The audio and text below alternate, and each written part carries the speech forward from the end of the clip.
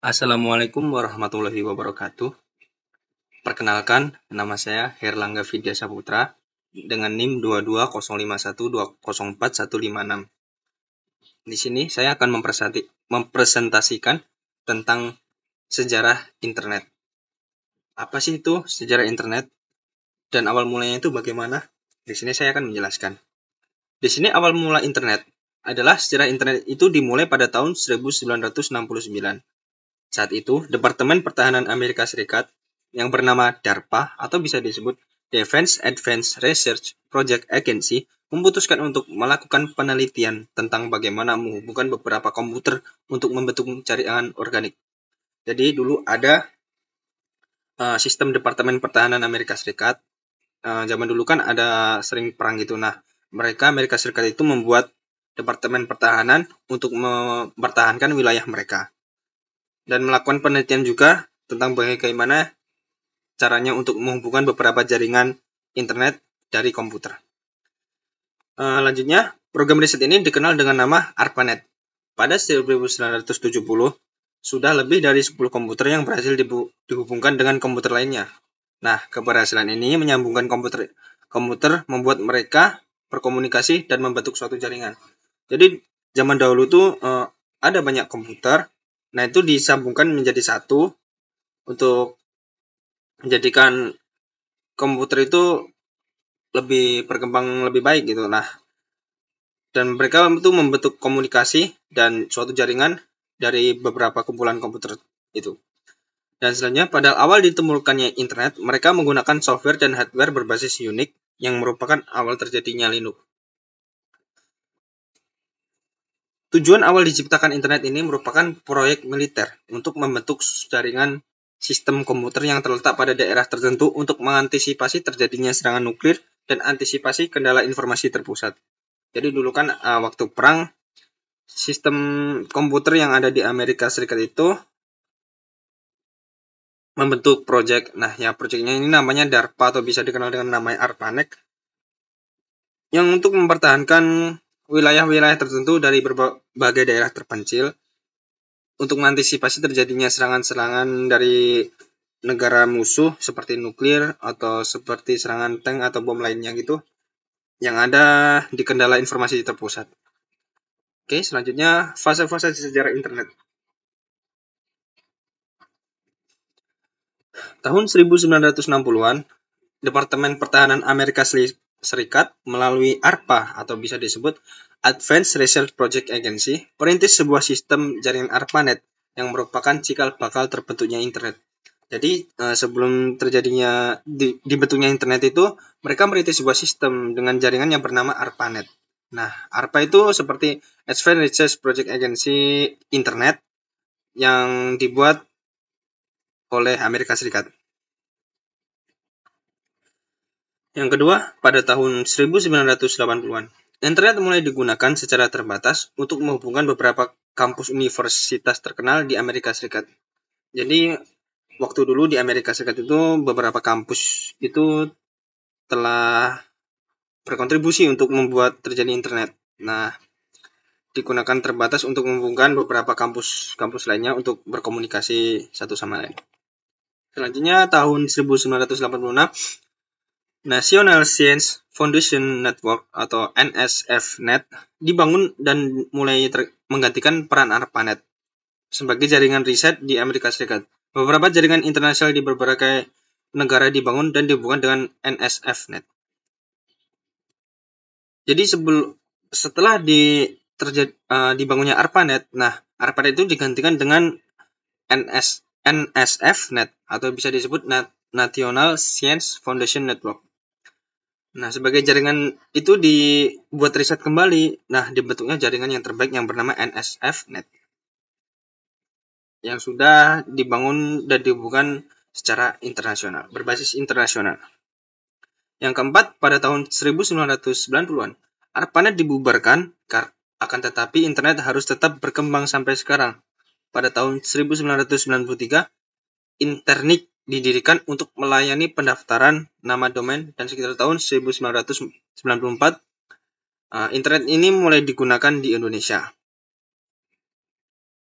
Interlink ini didirikan untuk melayani pendaftaran nama domain dan sekitar tahun 1994 itu baru digunakan di Indonesia. Sebelumnya itu dilakukan riset kembali setelah ARPANET dibubarkan. Nah, langsung didirikannya Interlink untuk digunakan di Indonesia. Selanjutnya, sejarah internet di Indonesia. Sejarah internet di Indonesia ini awal mulanya masuknya internet ke Indonesia datang dari kegiatan amatir radio, khususnya di Amatir Radio Club ARC pada ITB tahun 1986. Bermodalkan pesawat Transaver HF SSB Kenwood TS-430 milik Harya Dusira Pratna dengan komputer merek Apple II punya Ono W. Purbo, sekitar belasan anak muda ITB seperti Harya Sudira Pratma, Jetandra Pramudito, Suryono Adi Somarto bersama Ono W. Purbo berguru pada senior radio amatir seperti Robi Soebakto, Ahmad Zaini di band 40 Met. Robi Subikto merupakan pakar di antara para amatir di radio di Indonesia, khususnya untuk komunikasi data paket radio yang kemudian didorong ke arah teknologi paket radio TCP atau LP yang kemudian diadopsi oleh rekan-rekan BPPT 8, UI, dan ITB yang kemudian menjadi tumpuan paguyuban net pada tahun 1992 sampai 1994. Jadi sejarah masuknya internet dulu itu datang dari kegiatan amatir radio. Nah, itu khususnya dari suatu kumpulan anak-anak muda atau para tetua yang bermodal yang dari ITB seperti rekan-rekan yang ada di PPT tersebut. Nah, itu semuanya itu berkumpul dan berguru pada para seniornya. Nah, senior itu seperti Bapak Robi Sobakto, Ahmad Zaini, dan lain-lain. Dan mereka itu berkumpul untuk menjadikan suatu paguyuban internet yang kemudian menjadi tumpuan terjadinya paguyuban internet dan untuk menjaga kekeluargaan atau kekompakan untuk majunya internet yang ada di Indonesia. Oke, lanjut. Untuk selanjutnya, penyedia internet di Indonesia era 1994. Internet Service Provider ISP atau penyedia internet yang pertama kali ada di Indonesia adalah LPTechNet yang secara resmi berdiri pada dan mulai beroperasi pada awal tahun 1994. Pada tahun yang sama muncul PD Indonet atau Indo yang dikomando secara paruh oleh Sanjaya. Apa sih Indonet itu? Indonet itu seperti internet, Telkom atau warung internet, nah seperti itu.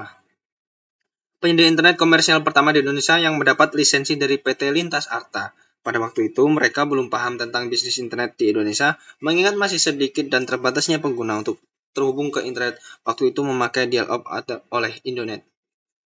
Jadi itu dulu waktu zaman saya, kan saya waktu mengenal internet itu pada tahun 2015 ya.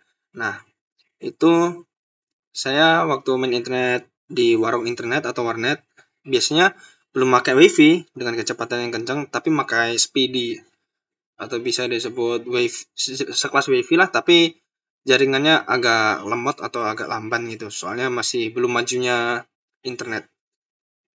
Oke, lanjut. Nah, ini ada warung internet atau warnet. Warung internet adalah layanan pertama kali memulai menyediakan teknologi seperti komputer beserta jaringan wifi yang ada di Indonesia. Pada tahun 1997-1998, pada awalnya para pioner ini memiliki beberapa komputer yang terhubung ke internet di ruang kontrakannya. Mereka menyewakan komputer tersebut pada orang-orang, baru kemudian dikenal dengan istilah warnet atau warung internet, dan akhirnya sebutan warnet yang digunakan oleh masyarakat Indonesia. Pembentukan asosiasi pada 5 Mei 2000 dibentuk Asosiasi Warnet Indonesia oleh Dik Manjur yang diketuai oleh Rudi Rusdiah, namun pada tahun 2021 kedudukannya diganti oleh MS Michael Sunggiardi dan Abdullah Koro karena kepemimpinannya dinilai tidak transparan. APW Komitel atau didirikan oleh Ketua Umum Asosiasi Warnet yang lama, yakni Rudi Rusdiah.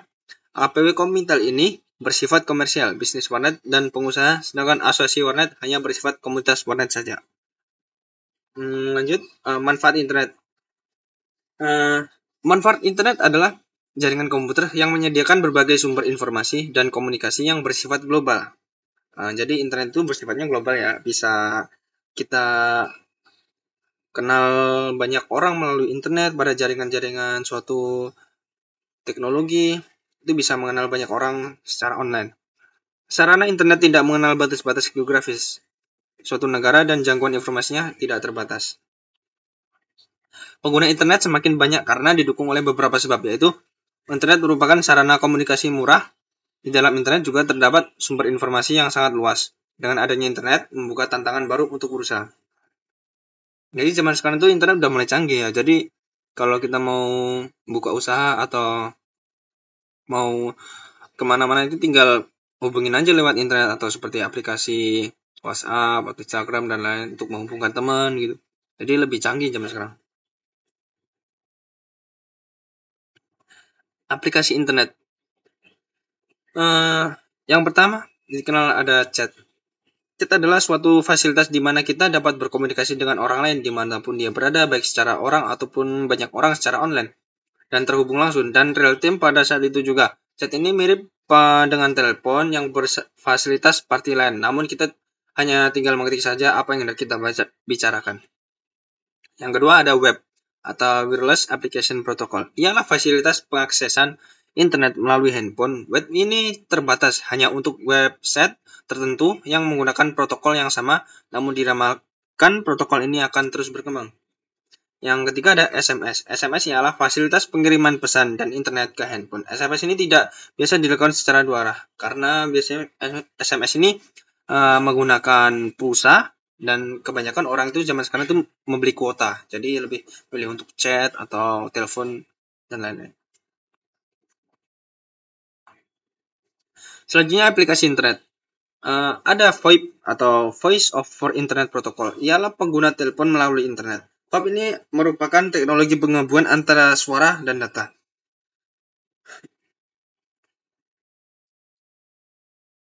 Selanjutnya ada teleconference, atau bisa disebut seperti kita bertemu dengan orang lain untuk bertatap muka, tetapi dipisahkan oleh jarak dan waktu. Teleconference ini biasa merupakan teknologi penggabungan antara suara, data, dan gambar. Yang selanjutnya ada mailing list. Mailing list ini merupakan pengembangan dari email, di mana melalui mailing list ini kita dapat membentuk suatu grup tertentu dengan menggabungkan alamat-alamat email orang yang akan bergabung ke dalam mailing list tersebut. Sekian dari saya, presentasi saya. Semoga bermanfaat. Jika saya ada salah kata maupun salah ucap, saya minta maaf sebesar-besarnya. Terima kasih untuk saya bisa menjelaskan presentasi saya ini. Kurang lebihnya mohon maaf. Assalamualaikum warahmatullahi wabarakatuh.